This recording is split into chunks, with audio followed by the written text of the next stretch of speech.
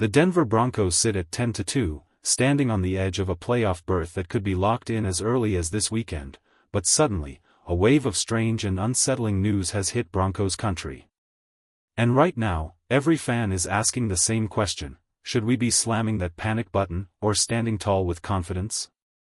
Because on top of the playoff drama, there's another headline that feels like pure disrespect.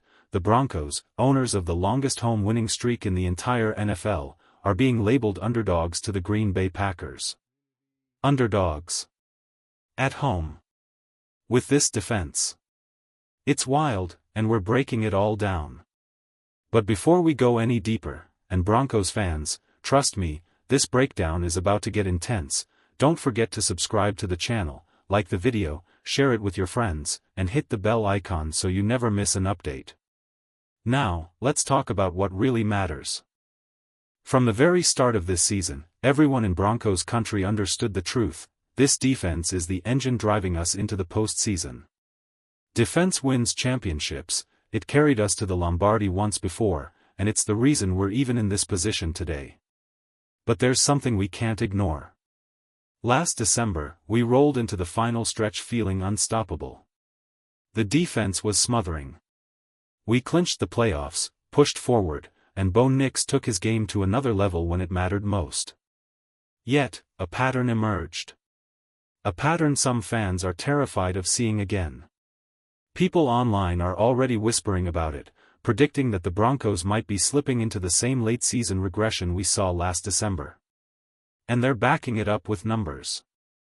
Last season, from weeks 1 through 12, the Broncos fielded one of the best defenses in football, holding opponents to just 309 yards per game and allowing 16.8 points per game. Numbers so good that Bo Nix could beat teams in his sleep scoring 17. But then December arrived, and everything changed. Suddenly, it felt like the defense wasn't itself. Things got shaky. Yardage ballooned to 370 per game, and points allowed jumped to 27.5. That is not a small bump, that is a full-blown collapse. And yes, the final game against Kansas City doesn't count. They rested starters, and we held them scoreless, but it didn't tell us anything real. The concern was justified. When you're suddenly giving up more than 10 additional points per game, your quarterback is forced into shootout mode. And when the playoffs came, the issues continued. The Bills moved the ball effortlessly and hung 31 points on us. So the question now becomes, how do the Denver Broncos avoid repeating the same nightmare? But the big question now is this: are we starting to see the same cracks forming that showed up last December? Because some analysts think so. Sports Illustrated even released a piece suggesting that subtle warning signs are starting to appear in Denver's defense. And when you look closely at the numbers, you can see why people are talking. Yes, the Broncos held the Raiders to 17 points, but that's a team averaging around 12 points per game. A team that has completely fallen apart offensively. Even recently, Kansas City shut them out entirely. Dallas held them to 16. Cleveland locked them down. The Chargers kept them to 14. So when a struggling offense puts up more against Denver than they've been scoring on almost anyone, fans take notice. Then take Washington. They dropped 26 points on Denver, and it took a gutsy overtime stop on a 2-point conversion just to survive. Yet the next week, when Washington got healthier, the Vikings held them to 0. That contrast alone has people uneasy. And it's not just the point totals, it's the patterns. We're seeing unusual adjustments, like the Broncos rotating Chris Abrams' drain into certain series to keep him fresh, while giving Riley Moss breaks. The pass rush, once on historic pace, has hit a slowdown.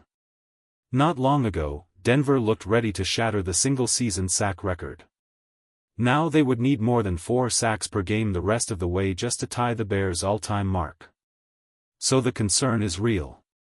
What's happening to this defense, and how alarmed should Broncos country actually be? For me, I'm not hitting the panic button, not yet. Because the numbers don't tell the full story. Last season, when the collapse happened, injuries played a massive role. Riley Moss was out, which forced Denver to rely on Levi Wallace, and let's be honest, offenses targeted him relentlessly. And remember the game that completely skewed last year's defensive stats? The matchup against the Browns. Cleveland exploded for 32 points and over 500 passing yards, a total outlier that made the December slump look worse than it really was. After that, Denver held the Colts to 13, and even that could have been 20 if Jonathan Taylor hadn't fumbled right at the goal line. But here's the biggest difference between last year and this one: Denver's defense is healthier and better equipped. Talanoa Hufanga has been a massive upgrade at safety, a tone-setter who changes the entire middle of the field. Patrick Surtain too is healthy again, restoring that lockdown reliability on the outside. And with the secondary stabilizing, the defense simply has a stronger foundation than it did a year ago. Denver didn't just rebuild their defense, they fortified it.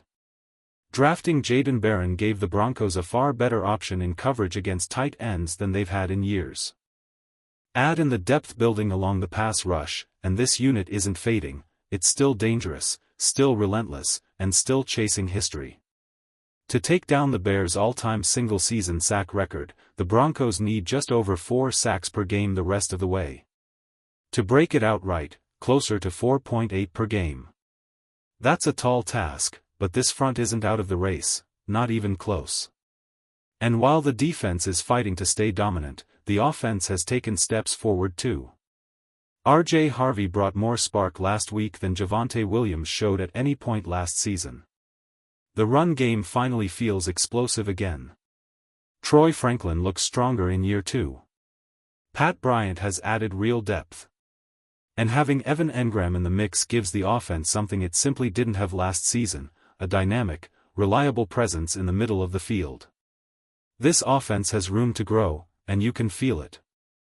My only hope, like every Broncos fan, is that teams don't suddenly figure out Vance Joseph's system down the stretch the way they seemed to last December.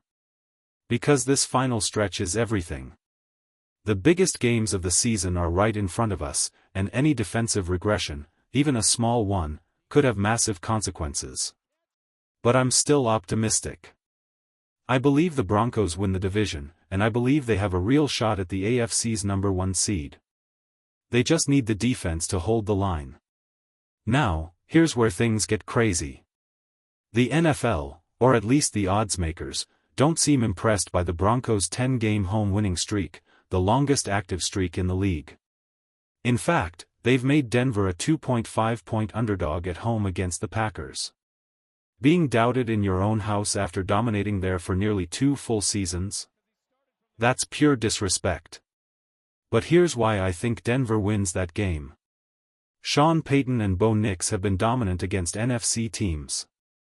The only NFC loss of Nix's entire NFL career came in his very first game, against the Seahawks, a matchup that nearly swung the other way when Riley Moss almost broke up a late pass from Geno Smith.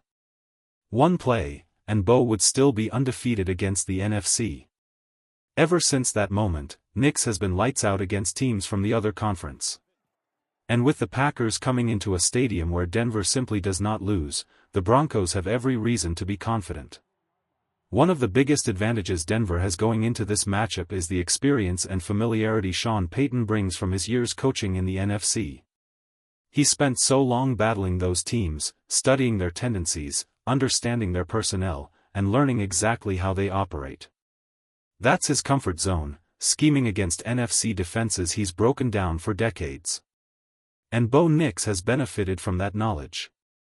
Even when you include the early parts of his career, before he became the player he is now, his numbers against NFC opponents are impressive: a 94 passer rating, over 2,000 yards, and 20 touchdowns in just 9 games. That kind of consistency matters. It shows up in big moments. History matters too. The first Broncos team many fans fell in love with, that unforgettable Super Bowl 32 squad, was a massive underdog against the Packers, and shocked the world. And ever since that night, Denver has owned this matchup. The Broncos are 7-1 against Green Bay since that Super Bowl win. The only loss was a tight one in 2007, a 19-13 grinder. In 15 regular season meetings, Denver leads the all-time series 13-1-1. That's dominance.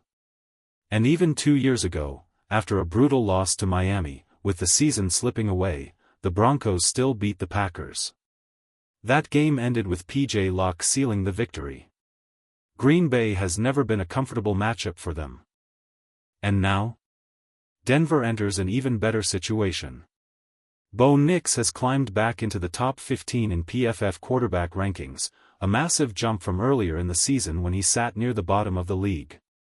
Over the last 4 games, he's played like a top 10 quarterback, confident, accurate, and fully in command of Peyton's system.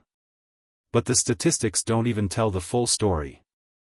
The real strength of this team is the chemistry. The belief. The way every player on that sideline looks at the guy next to him and knows he's not going to fold. That bond has carried them through adversity before, and it's stronger now than ever.